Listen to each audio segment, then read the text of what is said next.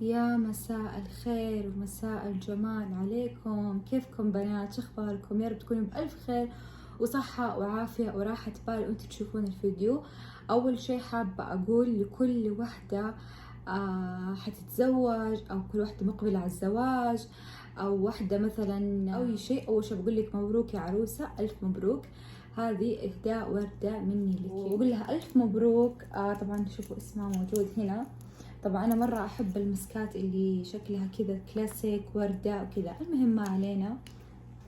اليوم بتكلم معاكم يا بنات عن الفيديو اللي وعدتكم إنه لازم أتكلم فيه إن شاء الله بإذن الله، اللي هو عن، خليني أضبط هذه كذا، أيوة. أول شيء بتكلم معاكم يا بنات عن أهم الأشياء والخطوات اللي لازم كل عروس تسويها قبل الزواج. مثلا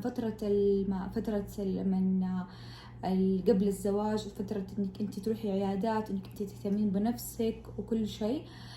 طبعا انا زي ما وعدتكم اول قلت لكم اني راح اكتب لكم وراح اقول لكم فيديو وسلسلة خاصة للعرائس. فالفيديو ان شاء الله هذا راح يكون جدا مختصر عن اهم الاشياء اللي لازم انت تسويها في العيادات. الفيديو هذا خاص للعيادات، ما هو خاص لا للبيت ولا الخلطات الطبيعية ولا لأي شيء. لكن في عرايس مثلا ما يعرفوا ايش يسووا في العيادات او ايش يعملوا. اول حاجة واهم شيء هو الليزر.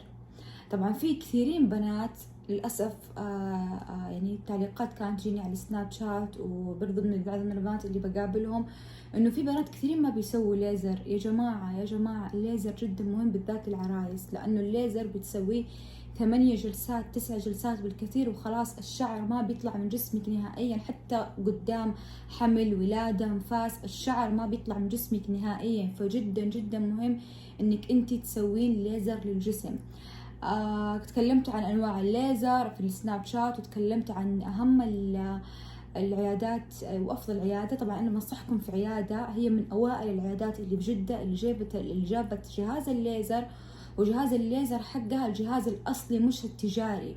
للاسف في عيادات بيجيبوا الليزر التجاري، تخيلوا، بحيث انك انت تسوي جلسه ليزر وبعد شهر بيطلع وكذا، عشان تقعدي كل مرة تدفعي وتسوي وتدفعي وتسوي. في أجهزة خلاص هي أصلية، أجهزة حقيقية تسوي 8 جلسات 9 جلسات وبحيث ما يطلع لك شعر نهائيا. بس بقول لكم شيء، الليزر عشان تشوفي فوائد عليه لازم تلسوا. هذا هو الليزر. الليزر إذا ما التسعتي من الحين أقول لك ما راح تلقي أي نتائج. الليزر مهم إنك أنت تلسعي عشان ما تحسي. لكن الليزر حق الدلع التجاري هذا تحط لك على اخف شيء ما تحسي بالم. الليزر فعلا تبي تشوفي نتائج عليه لازم لازم لازم يلسعك، لازم. اول شيء. ثاني شيء، الناس او الصبايا اللي عندهم سمار في المناطق الحساسة، سمار في الركب، سمار في الاكواع، هذه أنا أنصحك، أو حبوب في الظهر، حبوب في الصدر، من الأكتاف، أنا أنصحك بالمقشر الكيميائي اللي يسموه التقشير الكيميائي، التقشير بالطحالب البحرية. هذا مهم جدا إنك أنت تسويه، لأنه خلال شهر الجلد راح يتقشر، الجلد راح يتقشر 180 درجة. بحاول أحط لكم صورة لو قدرت، اللي أنا بروح لها واللي أنا درست عندها. راح احط لكم صورة للشغل. شوفوا كيف التقشير الكيميائي او التقشير بالطحالب البحرية بيشلك السمار والسواد، طبقات الجلد 180 درجة. تخيلوا، ينفع للمناطق الحساسة، ينفع للركب، ينفع للأكواع، ينفع للحبوب اللي في الظهر، ينفع بالأكتاف. فححط لكم إن شاء الله صورة عشان تعرفوا إيش هو التقشير الكيميائي. ثالث شيء لازم ومهم الأهم، انك انتي بعد ما تخلصين طبعا الليزر وخلاص تضمن انه ما في شعر، بعدين تبدأي جلسات اللي هي التفتيح. بعد ما تخلصي جلسات التفتيح اللي هي المناطق الحساسة، الركب، الأكواع إلى آخره، تبدأي العناية لنفسك. تبدأي مثلا تهتمي ببشرتك إذا عندك حبوب في بشرتك. تبغين نظارة. طبعا يا بنات النظارة لاحظت أكثر حاجة فعلا بتنطلب عندنا يعني في الشغل. طبعا زي ما انتم عارفين انا اخصائيه وبسوي تنظيفات حاجه بتنطلب اللي هو الميزوثيرابي. الميزوثيرابي من اكثر الاشياء اللي فعلا تديكي نظاره، لا اوصف لك كيف. نظاره يحفز لك الكولاجين اللي في البشرة، يقفل لك المسامات. إذا عندك حبوب، عندك تصبغات، الميزوثيرابي جدا خيال يا بنات بشكل ما هو طبيعي. طبعا إذا عندك رؤوس سوداء، بشرتك ما هي نظيفة، لازم تسوين فراكشنال. مهم الفراكشنال تسويه في الشهر مرتين. أول شيء بيشيلك السمار، بينظف لك تنظيف بنات.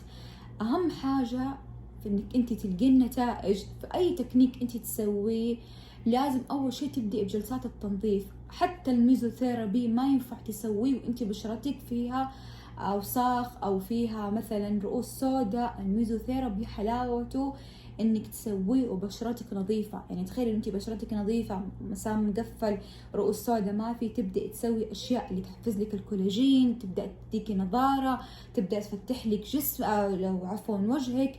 طبعا الميزوثيرابي اللي هو يجيك بهذا الجهاز اللي حوريكم، هو اللي هو بهذا الجهاز. طبعا انا اشتغل بهذا الجهاز وجدا يعني ماشي معايا.